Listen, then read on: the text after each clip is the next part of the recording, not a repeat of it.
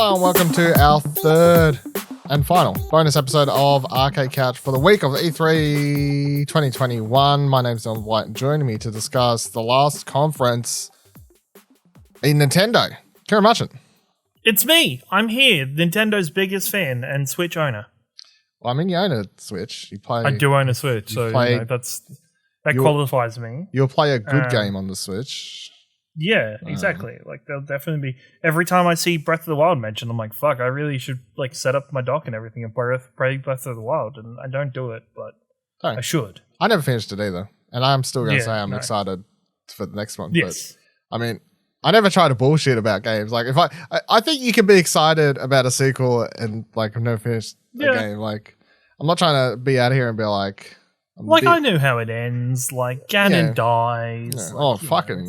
Whoa! That's just it clearly happened. Even though he clearly is returning in the second one, but clearly he died. Yeah, but there's your PSA. You can still be excited for a sequel. Even if you didn't beat the first one, it's okay. I wouldn't review Breath of the Wild for the website without having beaten it though, but that's different. All right, so we're just solely talking about Nintendo Direct that happened at 2 a.m. Wednesday morning.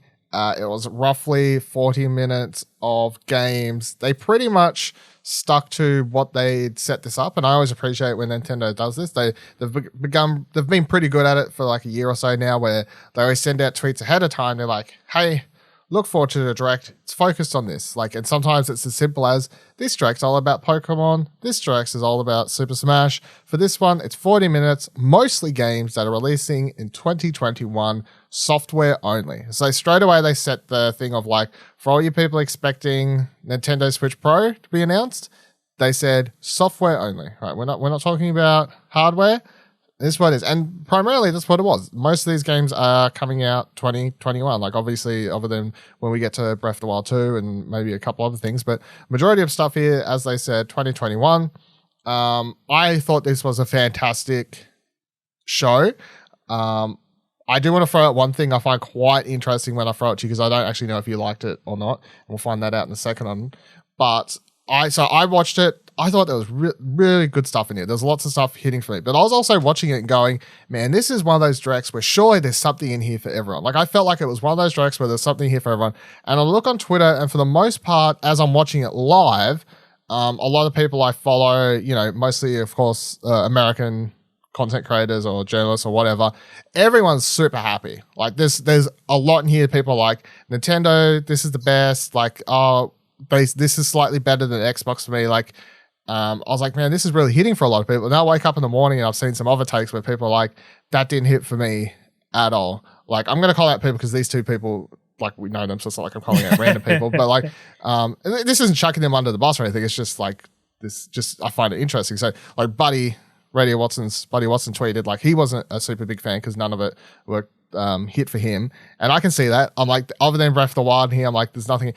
Cherie watched it when she woke up. She was like, that was disappointing. There's nothing in there. But yeah, it's so funny for me because I was sitting here watching it like, this is one of those directs where there's something for everyone, and then straight away people are like, I didn't have anything. I'm like, wow, I'm so wrong apparently. But yeah, I would give this double thumbs up.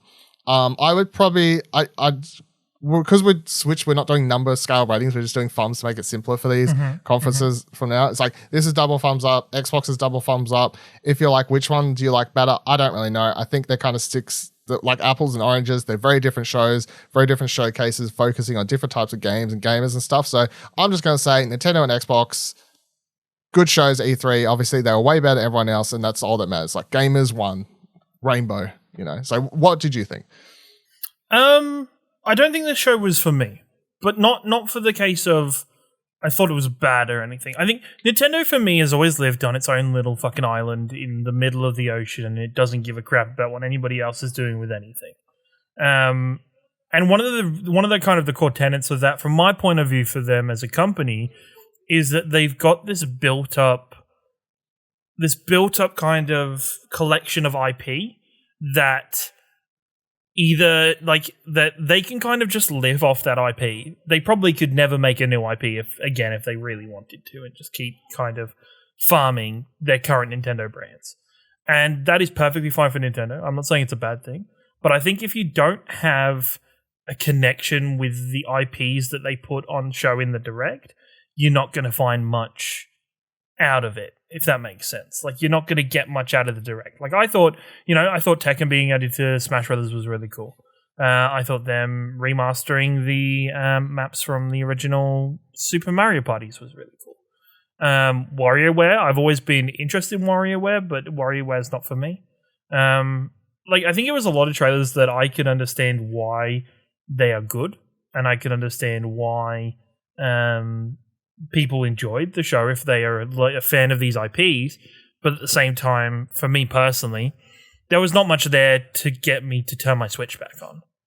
There, and I could see them, and I appreciate them filling up their 2021 calendar, because I think going into every year, we always, unless we know something's coming, we always go, don't really know what Nintendo's got on for this year. Nintendo better kind of stack up and luckily, and the good thing is Nintendo always do put stuff on their gaming calendar. They don't, both PlayStation and Xbox have both had in the past calendar years that have just been a bit devoid of anything kind of exclusive. Everyone was pretty lackluster last year for obvious reasons. So yes, but I still think Nintendo still did really well with Animal Crossing and stuff like that. They still had their games. It was really lucky they had that coming out at the start. It was hella lucky. But at the same time, I feel like unlike Xbox and PlayStation, Nintendo only need one or two things a year to really kind of make people want to turn their Switches back on. If you are really if you love their niche things, or if you love the individual games, you're going to go out and buy them. You're going to go get WarioWare if you're a fan of WarioWare in the previous games. I thought that trailer itself, we'll talk about that trailer itself because I didn't think it was that great for some things. But I think overall, I thought it was a good show. For me, it's definitely thumbs up, thumbs down. But at the same time, that's just a personal opinion for what I like in gaming. And I think if you are comparing Xbox to Nintendo, I think you are really not of much understanding of the two different companies and how they kind of approach the gaming sphere, because truth be told, as a whole, Nintendo don't give a fuck. They just do what they want to do. There's a reason their platforms are generally behind the curve in terms of technological advancement, and it's because they put out IPs that people are going to buy on their platforms no matter what, even if it's a Fisher-Price piece of shit like the Wii U was. I'll put a pin in that for when we get to one game, because it's an interesting tangent to front for that. But I think you've kind of hitting the nail on the head is that as I was watching it, I'm going... So I would describe myself as... I'm definitely not a... the Switch isn't my main platform, obviously, but I always have my Switch around, and I'm always looking for something and happy to dive into it and that sort of stuff. I'm not looking for that one big game to make me turn on my Switch. I'm just always happy to turn on my Switch, but it's still, of course, not my main thing. But so there's lots in here where I'm like, cool. But looking through the stuff in here, this is very much a direct where if the Switch is your main platform, this is a banger of a direct, because if that's the only console you have, there's lots of stuff in here that's announced to be coming to Switch that we already knew was coming to other platforms, and that's super exciting to get confirmations for Switch. And and again, a lot of the really big heavy hitters in this direct are revivals of big Nintendo IP, but also Nintendo IP that hasn't been around for a while, so only sort of the hardcore or older Nintendo fans, I guess, are going to hit for them, and then not the big Mario, Zelda, Donkey Kong. They're kind of that B tier, I guess, or whatever you want to call it. So yeah. All right, let's start with, of course, mentioned Super Smash Bros. Ultimate was the thing that opened the show. None of us play Smash, but we always just sort of brush over the announcements, and because even if I don't like and don't play Smash, ain't nothing. There's always an exciting Smash reveal when they add a new character. And when this trailer started and you just got dead Ganondorf, who looks completely fucking like it's kind of scary, that close-up shot of his dead body. I was like, wow, this is dark. Is this how they're starting? They're opening the show with Breath of the Wild? Let's go. The Castlevania introduction was dark as fuck. Yeah, they've done a few dark ones, but I was just like, they've done a few dark ones. There's that one there's the Sephiroth one where Mario flat out died. Yeah, well, that's true, yeah. Mario, flat out died in that reveal. So I don't think I'm too surprised by that currently by Smash. Yeah, so they added Kazuya from Tekken to is the next fighter. Apparently, there's only one more fighter left, so people are kind of like, so general consensus from people I know or follow on Twitter that care about Smash, mediocre to this. Like, it was like, I don't think anyone hated it. It was like, that's okay, but damn, the last one better be a banger. It's not quite like Street Fighter joining Smash Brothers. Like I remember when Street Fighter joined Smash Brothers, it was a big thing because of like it was kind of like another wall being broken down. So I think Tekken just feels a bit more of the same thing. I know a lot of people have just kind of felt, this wasn't already a thing because of, Nintendo's already had a decent relationship with Bandai Namco. So to see this finally come to fruition was just kind of it makes sense. Not too surprising or out there. I think Nintendo definitely tried to hit on that meme society or kind of culture with, the curvy part at the end was hilarious. So. The curvy part was hilarious, and even just the periods before that with just people getting thrown off the side of a cliff one after the other, like with different animations. I think that is definitely them kind of buying into that culture a little bit, which I think is really smart by them as a company because, as I've stated before, they can be very deaf in terms of things happening around them. But it was a sound trailer. It was nothing special though. Yeah. If you do care about Smash, you can look forward to another Smash Direct on June 29th. Or it might be 30th. I can't remember if I double checked the date for Australia. It's 29th or 30th in Australia for that one though. We don't have a time either way. The next game they had was Life is Strange. So they announced that. I thought this one was a bit weird. And I don't know if this has been clarified, but they said Life is Strange True Colors is coming September 10th, which is the launch day of the game. But then they also, of course, announced that Life is Strange remastered games, but they didn't give a date for that. I'm like, well, they have a date, September 30th. Like, why wouldn't you say the date? But I'm just going to go ahead and assume that that's the same date. If the third one's coming out the same day, I don't know why the remake wouldn't be coming out the same date. But yeah, Life is Strange games coming to Switch, and of course the new one coming to Switch day and date as the rest. That's exciting for the Switch, of course. I think it's exciting. I'm interested to see how True Colors runs on the Switch because that game seems to look really nice on when it's been shown on the other. Yeah, it won't look as nice as the other platforms. Is the answer to that question? Definitely not. That's unexpected. It'd be interesting to see how it looks compared to the other two, though. But I guess as a whole, really graphical fidelity has never been a strong point or a high factor in the Life is Strange games. They are quite often more definitely driven by its narratives and its stories. You know what? I was weirdly disappointed by the fact that this was just simply them announcing the remaster. I thought they were going to, the way it started, it almost gave me the feel of them announcing a different version of the first game in because they had a different art style. In a different art style, and I was hella man, that would be really fucking cool. I'd really think that's nice. Like when they did Final Fantasy 13, whatever it was, as the chibi one. Remember? Yes. Yeah, definitely. So that was, it was cool to see that they were getting the games. But at the same time, it would have been really nice for Nintendo to get something a bit different for them for the Life is Strange series. Yeah. So then they had a montage, and the one thing I think that we have to point out here is there was Marvel's Guardians of the Galaxy in here. And so this isn't actually coming to the Switch as a game that I don't think you'll actually be able to play it in Australia because this is running on the Switch's streaming cloud software that they've been doing lately. Like Control was I believe the first game they did like this, where they had they announced Control. People tried to play it in Australia. It simply couldn't get it to work or run very well. But from all accounts, people in America who have been playing Control, and I think there was one other game that done it, or maybe two others that have done it now, say it works really, really well, like when done well. You can play these games that normally wouldn't run on the Switch thanks to this cloud software. So that's cool that they're using it, but of course, I think the one nitpick is to say this was in a montage, and unless you looked at the bottom of the screen and saw the tiny text telling you that you would require a good and persistent internet connection, it wasn't made clear that this is going to be a cloud game and not something that you could just buy. So that's the one little thing for that. But I do also want to say, because you were saying before about how, Switch struggles to play all these games and stuff, I was just going to say, from all the stuff I've heard and the one review I skimmed about Control, the cloud one on Switch, people were like, this is really good.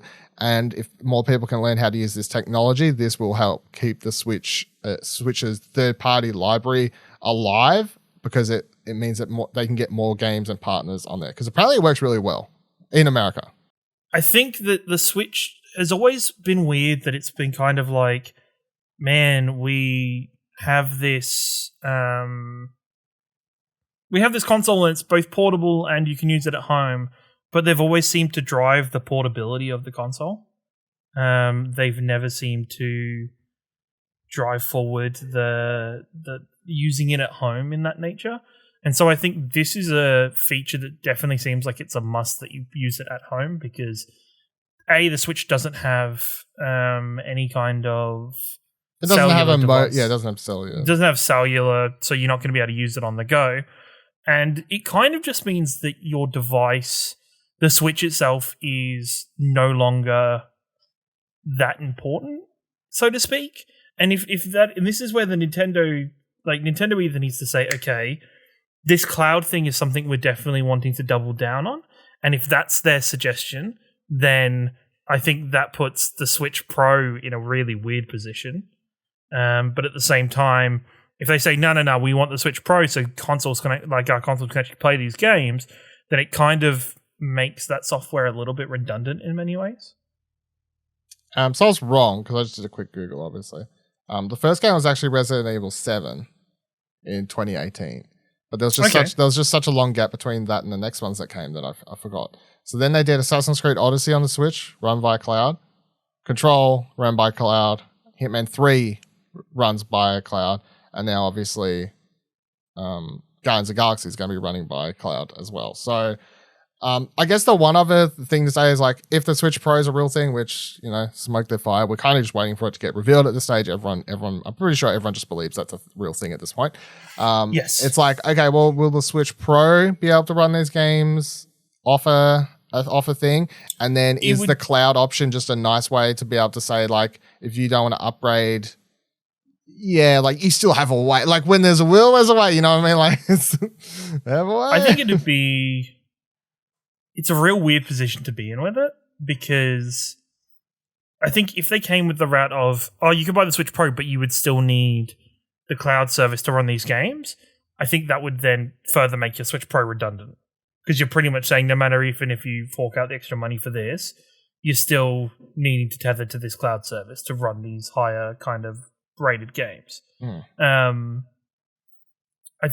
don't know, it's one of those weird things where I personally, I think this is the truth for a lot of people, if you have the choice for third-party games of what console you're buying it on, it's never going to be the Switch. No, but we have this conversation a lot, and you got to remember not everybody is that lucky. A lot of people that not only everybody's have the that Switch. lucky. That's what I was going into. Not everybody is that lucky.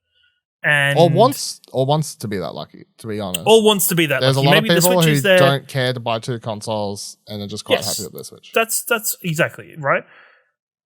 But then at the same time, then this needs to be something that is seriously looked at, because I feel like it is unfair on Nintendo Switch owners that there is just this perpetual view that third-party games are just going to be kind of terrible on their system. And it's kind of been that way since maybe the Wii or the GameCube. I actually feel like the Switch's third-party lineup has been the best. I think the Switch has been the best. Don't get me and wrong. The best running versions of third-party games I've ever had. The Switch is definitely the move in the right direction. Or maybe than the GameCube, I guess. Maybe the GameCube, I guess. Like, Nintendo has seemed to be very willing to work with third-party studios in this climate, but at the same time, even with it, like, I still, like, my example is always going to be Borderlands 3 that was on the Switch, because it's like... Was it on the Switch? I remember it was on the Switch. I'm pretty sure it got moved to the Switch. It might have just been Borderlands 2.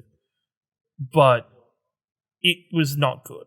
Like, it was just, there was too many limitations with the console. And that's why my personal viewpoint's always been Nintendo excels at its first-party stuff and stuff that's made specifically for the Switch, but third-party is just always... Well, that's on the developers, not Nintendo, really. Like, they're the ones making the Switch ports. Nintendo's job isn't to port games for people, you know. Like no, but Nintendo's job is to make their console and their system, I guess, more enticing and easier to port things to. I don't know if I've ever really cared, to be honest. Like, which exactly, they don't care. And it's a whole discussion. But because this is the first generation where we've had these scenarios where it's like, Doom's on the Switch, will that run? You know, like, and apparently it does. And we're like I haven't played it, but it's like, apparently it does. But then I remember like when they announced The Witcher 3 was coming, and I was like, oh my God, that thing's going to be a hot fucking mess. And remember I played it at PAX, and I walked away quite pleased because they made all the right choices. And yes, it did look quite fugly on handheld, but it was playable. You could tell what was happening. Like, it wasn't that like blurry that you couldn't see what's happening. Of course, it didn't look anything as good as the PS4 console, PC, whatever you want to talk about it. But they made all the right choices, CDPR, with that port, or whoever else did the port. I assume they did it in-house. They made all the right choices to get that game to run properly. And I think the problem with other ports is people are trying to... They don't want to give up too much. You know, like they don't want to... they still want it to be the best... You know, so I don't know, just, but the cloud stuff. Quick side note: as we continue, this cloud gaming stuff is going to become more and more important, and maybe we'll talk about it more in the future. But there was a story today about Xbox. Philly Spencer was saying that he wants to add. They want to do a thing where they're going to add cloud service to Xbox Ones that they could stream Xbox Series XS games. So if people's Xbox One consoles don't become as redundant as fast as they used to, and that's all thanks to cloud gaming. Like, and now this is super surprising because over the past 5 years, we've seen people just buying up and partnering up with all these cloud gaming technologies and services. And, you know, we've always known cloud gaming was going to become important somewhere, somehow, you know, PlayStation Geico, all these sorts of things. But yeah, it appears now's the time where we're slowly starting to see cloud gaming becoming more important than ways. It was, I saw a couple of days ago, Shannon from Press Start tweeted out about using cloud gaming here in Australia. So there are obviously the movement towards it becoming more available and more accessible here in Australia. Of course, it's going to be very dependent on where you are, what internet service you are. Well, if you have that 5G... if you have that 5G shit, like, you know... It's better than the actual internet here, so... Yeah, exactly. So there's a lot to go off and change with it. I think cloud is very much the future of it. And for me, I'm very excited by what Microsoft is doing with cloud, because I think generally as a kind of a system, and they have the Azure platform on their Microsoft side, with stuff like that, Xbox kind of slam dunks it a lot of the time, except for, you know, when it comes to other stuff like Kinect, not so much, but when it's software and firmware integration, I think they do a really good job of it. So I'm excited for that part of it. Nintendo's cloud software worries me because it's, you know, it's Nintendo, and the way they implement online services is not the best at most of the time. So to see that kind of... But I think they've also made a lot of ground in that area. I was, you know, we'll talk about it a bit later on, but it's like, it's really nice to see the online progression with the Mario Party games that they're coming forward with. They're coming around. I'm putting all credit on Doug Bowser. I don't know if it's actually him, but...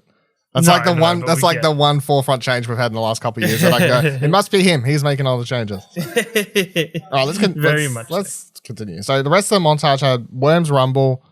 So that's the side-scrolling battle royale Worms game. We played a bit of it on PS4. It's all right. It's coming to Switch if you want to play it there. Astra Ascending. It's like a pretty RPG that I've seen somewhere before, but I can't remember where. But it's coming to Switch. 2 Point Campus is coming to Switch next year, which I think presumably probably day and date with the rest. Then we got Super Monkey Ball Banana Mania. Can I say this was hilarious? Why? Because watching people's reaction to this, where they, for some reason, they thought the bananas meant Donkey Kong at the start. And I was really? Like, you guys got punked. Well, in the chat, I wasn't paying attention if there was the... Yeah, no, in the chat, but then also I was like reading through comments and like looking at like Kind of Funny's reactions and stuff like that, and different people's reactions, and people calling that this was going to be Donkey Kong, even though it says it's its 20th year anniversary, and you know, Donkey Kong is way older than that. Yeah, so it's a bunch of the Super Monkey Ball games. The first 3, I think, is what it is actually. It's the first 3, the good ones. Yeah. In a collection. So if you care about Super Monkey Ball, that's coming October 5th. So then they have Mario Party Superstars. So it's a much like the other one, it's a collection of old stuff. So it's got, they call it out Peach's Party Cake and Spacelanders 2 courses, plus 3 others from Nintendo 64 Classics, 100 plus mini games from the series past. All game modes will work at online play. You can save mid-game with friends now. This seems to be literally everything everyone wanted the last one to be. Other than this not being a fully new game, other than that, but all the online features and the quality of life stuff, that's pretty much what this sounds like. And that's coming out October 29th. So if this is, this could be the one, because that was the thing that I think that fucked the last one, was it came out and a lot of people or, content creators or whatever, no one really wanted to play it because you couldn't do online. So they added online to that one like a month or so ago, like 2 months ago, maybe it is now. They patched in online finally. And it was like, okay, well, that now makes sense because they probably just worked out how to do it when I was making this game or something. Yes, definitely. Something like that. Yep. So, yeah, do you play the Mario Parties? I think this is great. I think definitely, I really enjoy Mario Parties. I think they're really fun just to kind of chill out. Of course, they're nothing I would sit down and play by myself, but I think it's... when they're readily available and it's no longer a couch co-op game, it's not, it's more fun. I think the Mario Party mini games have always been fantastic. They're enjoyable to play. Yes, they've ruined friendships, and I am the guy that steals stars from everybody, but, you don't make friends in that game, you just make everybody your enemy. Well, and that's all that matters. That's one way to look at life, I guess, but yeah. All right, so... The Metroid Dread was the next big thing that they announced. So this had a really trolly trailer, which was quite funny, where it comes up with Metroid 5, even though Metroid 4 isn't actually out.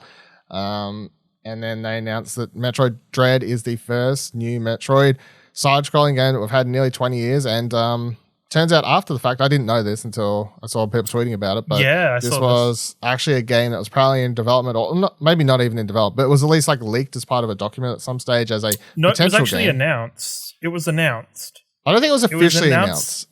I think it was officially, from what I was reading earlier, it was announced at an E3 in 2004. Really? Okay. Because what I was looking at said it was part of a list of games that were in development, but never hey, here's a trailer, or hey, here's a thing. But yeah, so it was a game on I think it was Game Boy Advance. I think that's what it was, or Game Boy Color. I can't even remember at this stage. So, but they've gone back into the well and pulled out Metroid Dread and made it into a fully fledged game. So we're finally having a brand new Metroid game, which I think is both really exciting and interesting from different points. Because although this looks good and I want to play it, and I've pre-ordered the Steelbook edition in case I want it, so I have the option of getting it, because I'm bad like that, where I'll be like, I'll just put the $20 in, I'll decide later if I want it. Steelbook? So, hell yeah. And I was like, I need to know, It looks really good, but it also looks dated because hella dated. Because so many games, and I know a lot of people point this out, but it's we've lived through between the last Metroid side-scrolling game and now, we have so many games that have been inspired by Metroid that have been doing it better. So it's this game does look good. And I think maybe it's the art style, but I think the art style still is just sticking to classic Metroid and stuff. So I can't really argue about it too much. But it's for this game to be a success, it needs to be really good. It can't be okay.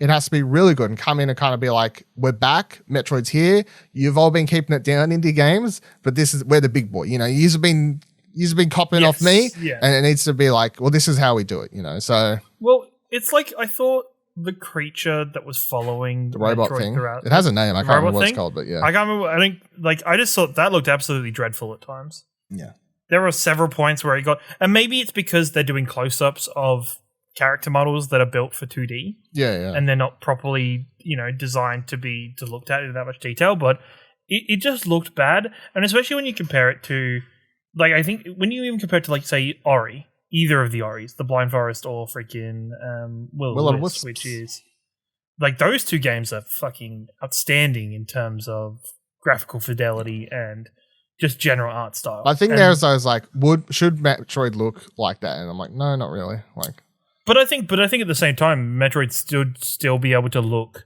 great in that aesthetic without these problems, without losing that edge. Like, I still think, I don't know, you're playing a game that is set in kind of like these futuristic style spaceships with vast space expanses and windows out them. Like, I don't know, I think they could be more done with it. I thought Samus's model looked great. Yeah, I like the suit. Samus's model. I like the suit and everything. I thought the suit looked really good. And, like, I just think, I hope they have just taken the name from 2004 and scooped out the dead stuff from it and just started something new in its name. Oh, for sure. There's no way they're like, let's go back to like, they're not developing a 2004 game. Well, even not developing that, but I just hope they haven't kept the bare bones of that game somewhere in there. I think it's the core concept, because the core concept was apparently based on like in one of the other Metroid games where it's like a file where it's like there was a dread incident. It's it sounded like a horror movie. So I think that's the part that's carrying over. Yes. Like Samus is being chased or whatever. It's like sort of like a horror movie Metroid or whatever. So yeah, I just hope it lives up to not only the legacy that it's built for itself with Metroid games, but with all the other games that have taken on this mantle now from it and ran with it. Yeah, I'm keen. I agree with it not looking. Obviously, it just doesn't look. As I said, just calling out Ori and stuff. It's like we've had, and even like Hollow Knight, even though that has different sort of stuff to it, but it's like we've had all these really pretty games and stuff. But I think gameplay looks super fast and like fast paced and stuff like that. And it all comes down to the gameplay in these games, so we'll see. It comes out October 8th, so not that far away. Then we had a second headlines, two weird ones. They're like Just Dance 2022 is coming. In case you missed the Ubisoft conference, only to Switch, Wii's dead. Like, in case you missed that. November 4th.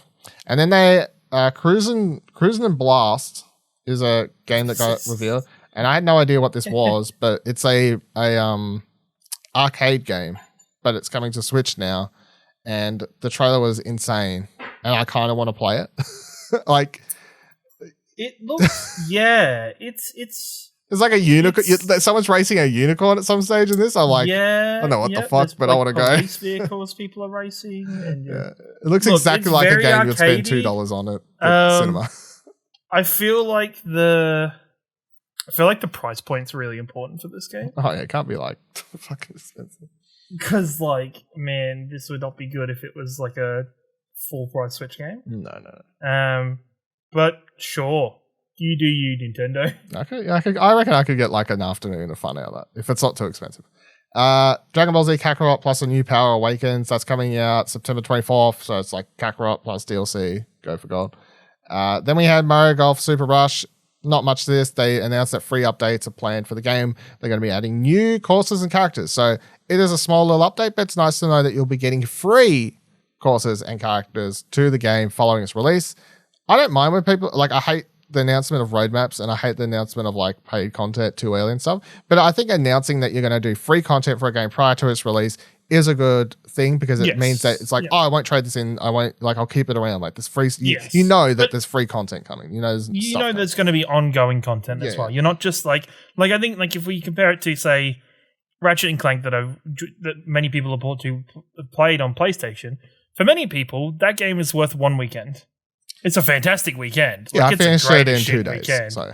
Yeah, I finished it in about 2-3 days. Like that is, and I've already deleted it from my console because I've platinumed it, and I'm like, I loved it. I loved the experience, but at the same time, that's there's nothing more for me to really do with it. No. So yeah, I think when games come out and they say, "Yep, there's going to be regular content, it's free," I think that's a great thing. Just to and it doesn't have to be every game.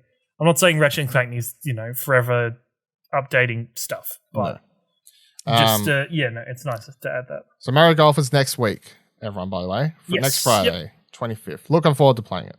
Monster Hunter Stories 2 Wings of Ruin got a trailer. Nothing much to this. It was just sort of similar to what they talked about in the Capcom event yesterday, day earlier. So that's coming July 9th, and a demo will be available June 25th as well, and your progress from the demo will carry over. And I always appreciate when they do those demos where progress carries over. It's always good.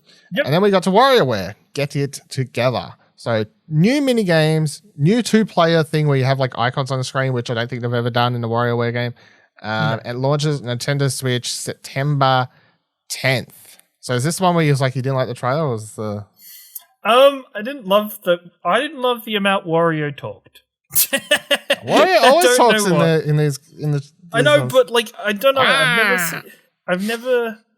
I don't know if I've just not paid enough attention, but or at least for this trailer, there was just no.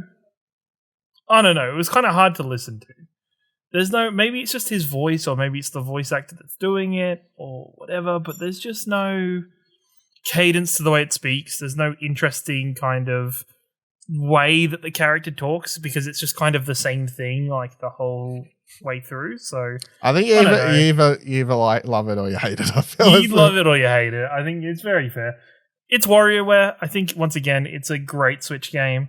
It's a great game for the Switch. I was gonna say I don't know if it is spells. Here's my thing with this. I'm like, I want to play it, but WarioWare, when it was on the handheld consoles and stuff, it made sense because you could you'd fuck around for 15 minutes or whatever, play some WarioWare or something.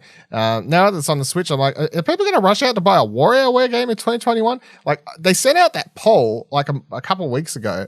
Like, would you play a new WarioWare game? And people are like posting it on Twitter and stuff like that. Like, oh, maybe they're like gauging interest to see if they should develop a new one. Apparently, it was just a meme because they already had it in the bag, obviously. But it's just, yeah, it's weird. Like, I want to play it, but I just don't know if it's a game that will do well in 2021. I don't know. So maybe the price point's a big factor in that, obviously. Because it's just a bunch of mini games and weird mini games. It is. It's just weird. It is very odd mini games. It would depend how much time you could get out of the game, whether it's actually worth it or not. Yeah. Unless you have like another friend that's obsessed with it and you just play 2-player all the time, I guess, or something. So then we got Shin Megami Tensei 5.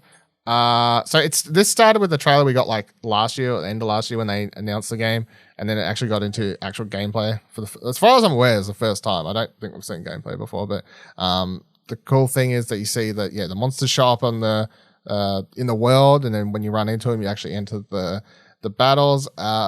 I've never played a Shin Megami Tensei game. All I know is that slowly these games are becoming more and more like Persona while still trying to keep their own identity, and which is weird because Persona is a spin-off of the franchise, of course. So yeah, it's always very funny, and especially with like somebody who didn't know the connection between it would be very confused looking at just all the monsters in this game are just pulled out of Persona, but they're not called Personas. They're called, or they're pulled out of this and put in Persona. Like put into Persona. I'm not a big enough fan to know which belong to which. I feel like it started with Shin. Yeah, but I don't know. Like, so the ones in here is like the fairy monster. I'm like, did that come from Persona, or was that always in Shin Megami? Like, yes. I don't know. Yeah, exactly. Yeah, it's very look good though. Strange. Look good as far as like a JRPG or whatever you're gonna call it. It was, but it's the same thing. It's not for me. Even though I love Persona 5 like to bits, I'm not buying this game. Yeah, I don't know. I'm not rushing out, but that's because I don't actually know if Shin Megami has that same level of story that the Persona games grab me with. Like, I'm like, what is the level of story in these games? Like, am I getting attached to characters? Are these just more like JRPG nonsense storylines where you can barely remember what happened? Like, I don't actually know because I haven't played one. So, but I thought like the combat and the battle systems and all the monster designs, of course, are cool because they're from this universe and whatever else. The opening cutscene was still pretty cool. All that sort of stuff. So I don't know. Comes out November 12th. It is exclusive to the Nintendo Switch. At least I guess until we find out it isn't. But you can never trust anyone these days, I swear. But yeah, Shin Megami Tensei 5. Then we got Danganronpa Decadence was announced. So it's all 3 mainline Danganronpa games coming to Nintendo Switch, plus a new one, Danganronpa S Summer Camp, which is an expansion of the board game from Danganronpa V3, expanded into its own game. You can buy all 4 of these separately, or you can buy them all in the collection. I love Danganronpa, so I'm just going to say play. If you only own a Switch and you haven't played Danganronpa, it sounds like I was like, there's a good chance for me to play them. I've never played them.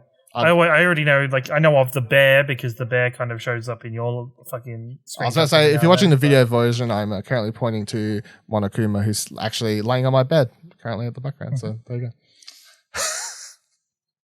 But yeah, definitely a good chance. I think the Switch does this well, where they bring out these games that people might necessarily have got the chance to play because of consoles they were available on at the time. So yeah, well, it was a Vita exclusive originally, so yes, yeah, exactly. Then it came to PC, no PS4, and now Switch. I think I don't remember if it's anyone else. I don't think it's come to Xbox so far. Then they announced Fatal Frame Maiden of Blackwater. So this is a remaster / port, whatever you want to call it. I don't actually know if it's just like a direct port or some sort of remaster or what the go is of the game. It was on the Wii U originally. It got reviewed really poorly on the Wii U, I remember back then, because everyone loves Fatal Frame. And then I was like, oh, this is cool, it's coming to Wii U. And then it did really poorly. I think that's from a technical aspect. Like, apparently it ran like shit. So I'm going to hope that it runs better on the Switch. But otherwise, Fatal Frame's a cool horror game concept where you basically, your camera's your weapon and you have to, hence the fatal frame, like it's a frame. Or he took a picture. Ooh, got him. Yeah, so, yep, framing it up. Got him. So I was like, oh damn, maybe I'll finally play this because it's coming to Switch. But then afterwards they were like, it's also coming like PS5 and Xbox and everything. I was like, okay, well I'm probably not gonna play it on Switch if I'm playing it anywhere. So, so then we got montage number 3 of the show. Doom Eternal, The Ancient Gods Part 1 is coming to Nintendo Switch. It's out now, so play that if you're playing Doom on Switch, I guess. Tony Hawk's Pro Skater 1+2 arrives June 25th on the Switch. If you're buying that instead of Mario Golf. All right. What are you doing? I don't know what you're doing. What is wrong with you? And then Strange Brigade. That came to Switch today as well. For 1 to 4 player co-op game, it came out like a couple of years ago, 2018 or something like that. Yes, never played it. Yeah. It did okay, I remember. Some people liked it. I saw people doing Let's Plays for a while there. I think the reviews were like probably, I assume it's around 70 on Metacritic or something like that. I don't know. Yeah, I'd guess it'd be 60 to 70. Yeah.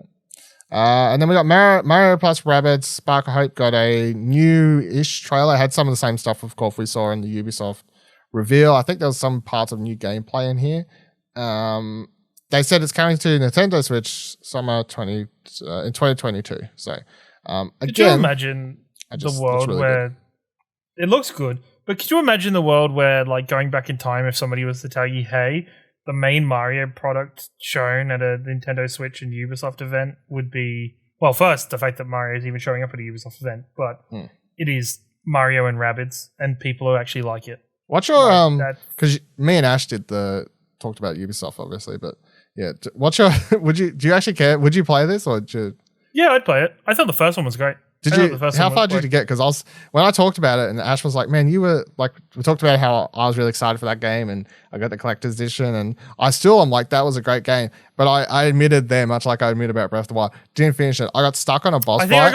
I couldn't finish it. Like halfway, either halfway or 3/4 of the way through. So I think that was a really big time for the Switch in general because lots of stuff was regularly coming out. So I think it got to a point where it's just like something different's come out of it and just haven't jumped back into it. I always thought it worked really well. It ran really good. It was like a good tactics, quote unquote, light game. Like it was not something that was too heavily involved with tactics, but at the same time was fairly difficult at various stages. So I think I said my thing was I got stuck, and then another game came out, and I did that thing where I left, and then when I went back to play it after having more time, I picked it up, turned it on one day, went to play it, and was like, cannot remember the controls, and I'm not going to beat this game. Like I don't know how to solve this problem. So it just never happened. I think it's interesting for this one with them even further stripping away some of the tactics elements with like there's no movement is a lot different and stuff like that for the game for what we can see so far. Yeah, there's like no grid now, but I presume there's still like some sort of tracking system as to how far. There seemed to be like a circle that they could run in, but I don't think there was a limit to how much they could run within that circle. I'm sure they'll do a video or something later down the line, fully explaining the changes. I think it was shown at the treehouse afterwards, so doesn't maybe surprise me. I haven't had a chance to. I watched some of it last night while I was still editing whatever the hell I was doing at stupid o'clock. But I was watching some more of they opened the treehouse with Metroid, so I was watching that. And that's why I'm like Metroid gameplay because I was watching that pure gameplay. It looked like good fun, but yeah. So then Advance Wars 1+2 Reboot Camp was announced. Remasters of the classic turn-based strategy games on GBA, Advance Wars and Advance Wars 2 Black Hole Rising are coming to Nintendo Switch. Nintendo did note that these are built from the ground up. They aren't just simple ports of the GBA games. So these are great. These are fantastic games. These are games that a lot of people always talk super highly of, and for good reason. I cannot remember if I ever beat any of these, because I was playing them in primary school, I guess, like grade 6 or whatever it was, I guess at the time, maybe. I don't know, but it's like stands up in those memories of, as far as like tactics type games I go. It's like, okay, well, Final Fantasy Tactics is up there, you know, like fucking, I can't remember what that other one, Ogre Tactics or whatever, that's up there, and then Advance Wars is up there, and you know, so it's a well loved franchise. And as far as like announcements go, this one was popping on my Twitter feed. Like, this was one where people were like, fuck yes. And people have been asking for this, or no, people have been asking for a sequel, I guess, for a while. It's like, well, if you're not going to get the sequel, there's nothing better than just giving us the ones we already know we like, because you can't fuck them up. Or you could try, but hopefully you feel like you can't fuck them up. So, but yeah, I'm really keen to play this. Do you have any? Do you care for? No, I don't care for this at all. It looked cool. I like the art style, but it's not something I'm going to jump into or really kind of dive into too much. That's fair. Comes out on, I forgot. Where does it say? December 3rd comes out. So there you go. And then, of course, we get to the Legend of Zelda segment. I just want to say straight away, they like one more thing. It goes to a trailer for Hyrule Warriors Season Pass. I'm like, oh, this really? Was not a good. This was like, this was when they've segmented this off. It's like, guys, you know, people are like holding their breath for Breath of the Wild 2, right? Like, do you really need to do this stuff now? Can you just like have done it either sometime other during the show? Like, I don't know. It's very like, this is actually one thing I will fucking say. This is just a minor point for the YouTube video of this. Nintendo's lazy as fuck when it comes to like segmenting their freaking video, because it's just like the segments are just Nintendo Switch headlines, more Nintendo Switch headlines. So there's just no fucking, other than like their important stuff like Zelda and stuff like that. I don't know. And it says like Legend of the Zelda updates, and then all that is the Hyrule Warriors update and the Play and Watch updates. Yeah. The Game and Watch even updates, which is like, so for people that care, Hyrule Warriors, Age of Calamity, DLC, Wave 1, or whatever. So there's the expansion pass. You buy it, you get 2 DLCs. Wave 1, Pulse of the Ancients, comes out June 18th. So a couple days. And Wave 2 doesn't have a date yet, but that'll be the second one. It comes out 2021 at some point, though. So not next year. And then, yes, they did then show a couple other things before getting to the big stuff, which was they showed a trailer for Skyward Sword. Nothing new. They were simply like, hey, please remember that Skyward Sword HD is coming out July 16th. And I just want to put a pin in that, because I do think suddenly this game being remade makes a little bit more sense when we get to this other one. But it does indeed. Yes. Very much does. Yes. We then got the Game & Watch Legend of Zelda edition. Of course, they did the Mario one last year. This one's the Legend of Zelda one. It includes the Legend of Zelda, Zelda 2, The Adventure of Link, Legend of Zelda Link's Awakening, the Game Boy version, plus a watch, and you can walk around and as Link while it tells you your time at the same time. You can look around. Oh, that's exciting. Comes out November 12th. Yes, I've already pre-ordered it, for those who were wondering, because I already had the Mario one, so I feel like... how many times have you used the Mario one? I was actually playing it a lot, because I had it sitting here on my desk, and often, like, if I was waiting, like sitting here waiting, and I got here early before we was recording a podcast, I didn't have time to do anything, I just, like, boot it up and play, like, a couple levels of Mario, even like a level of Mario. Like, it was a very good desk, like just something you could pick up and not fuck around. And that's kind of what it was really good at. I put it back in its box now because I cleaned up one day and I was like, I don't want to like lose this or put it somewhere. So I actually kept the box out. I usually keep boxes, but it looks nice on a shelf back inside its box. Look at you go. So, look at you go keeping a box and not just mangling it. I didn't mangle a box. Yeah, so everyone keep track of that. I did not mangle a box. I kept one box.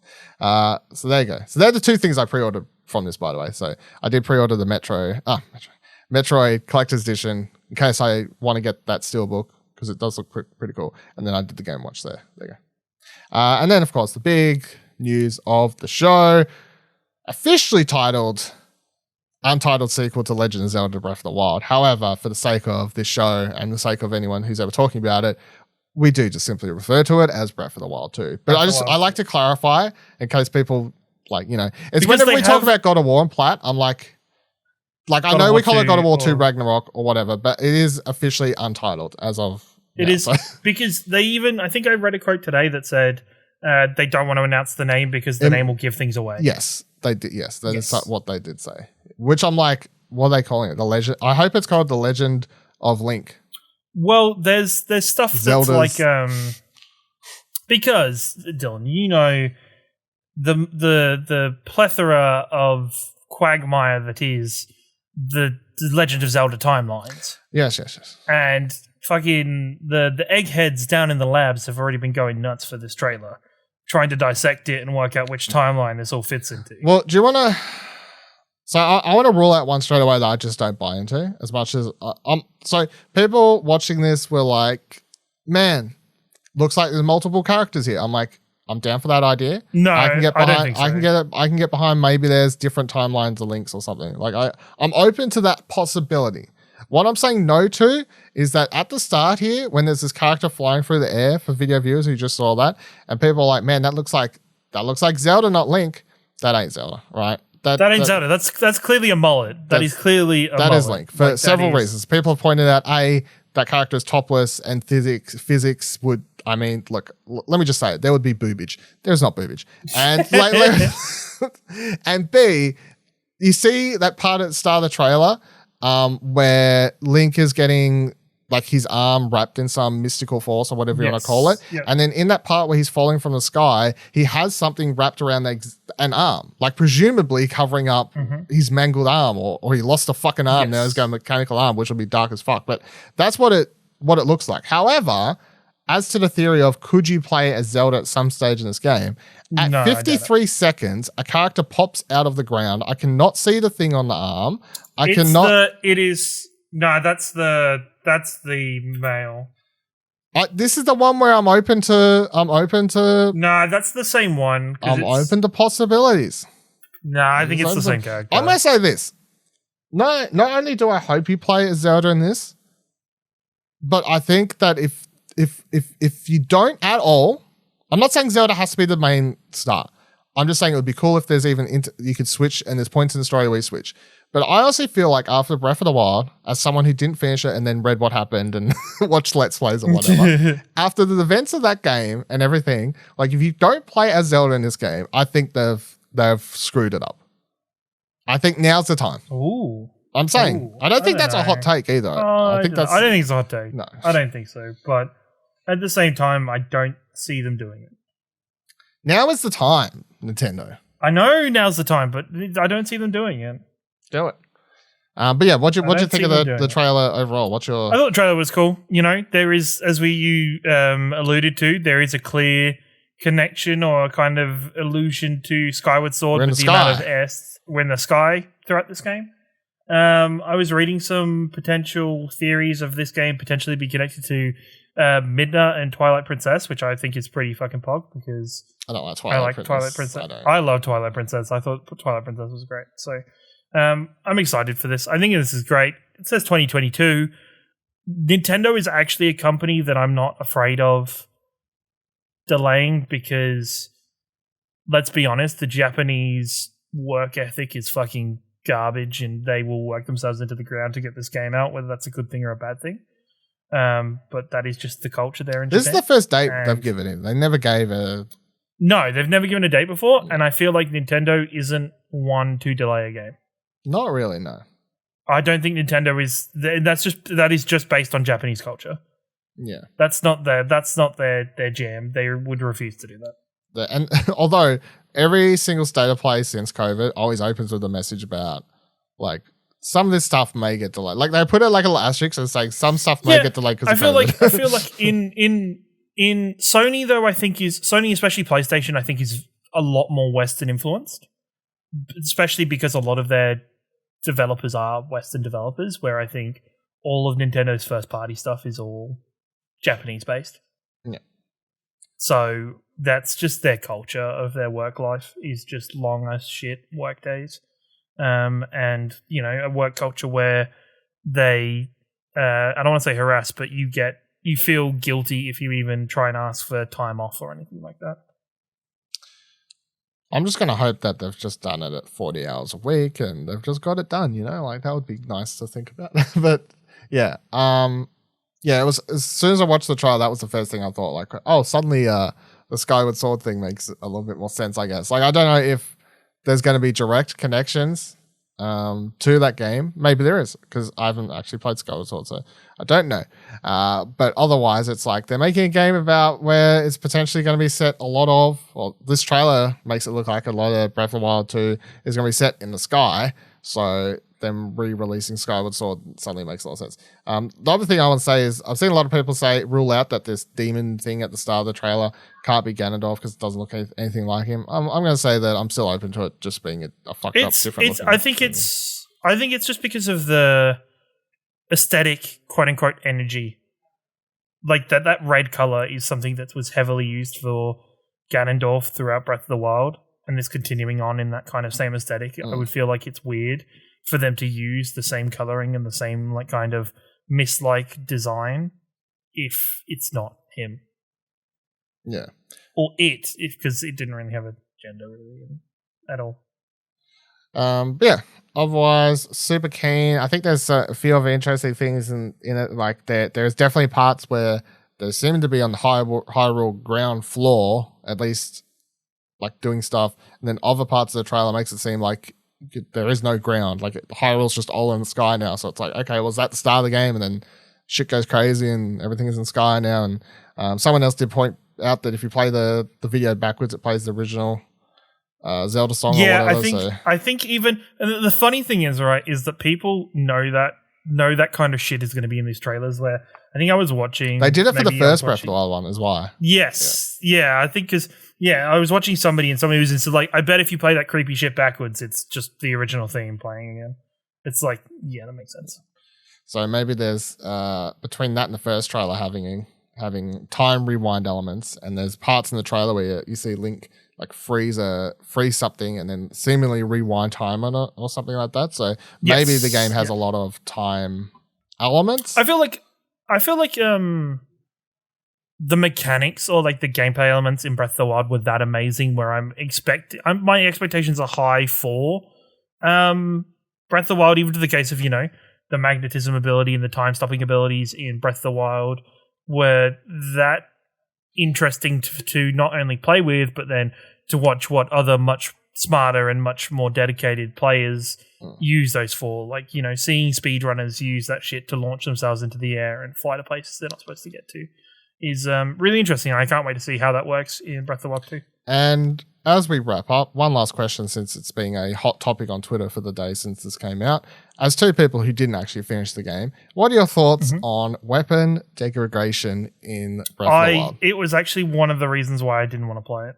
I will second that and say it's also one of the reasons I wish that I could turn that shit off. Yeah. Like, honestly, I get it, but at the same time, I don't want it to, like, it was just one of the things where some people said the further you play into it, the less it matters because of the stuff you get that degrades a lot slower.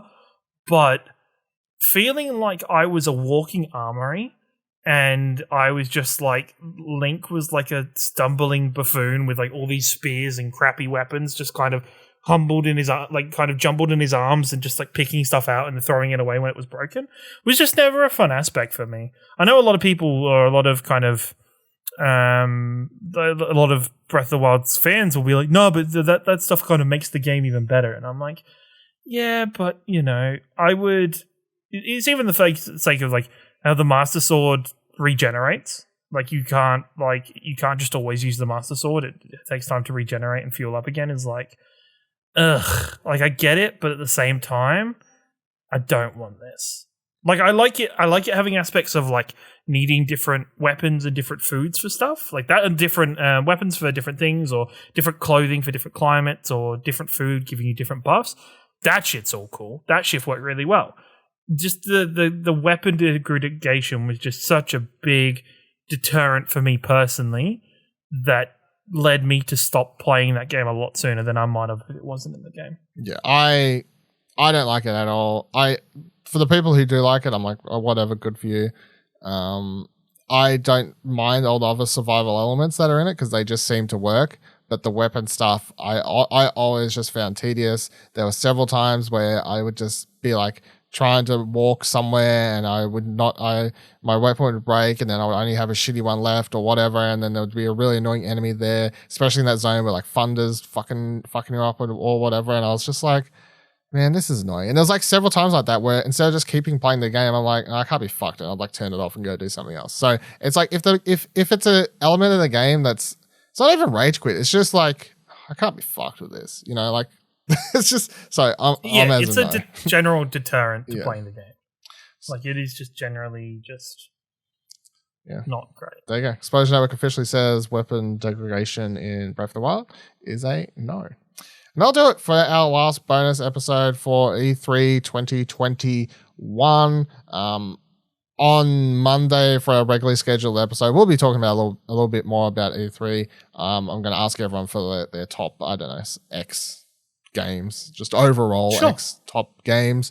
So that'll be a thing, and we'll be wrapping in a little bit of E3 up there, but I hope you've all enjoyed the bonus episodes.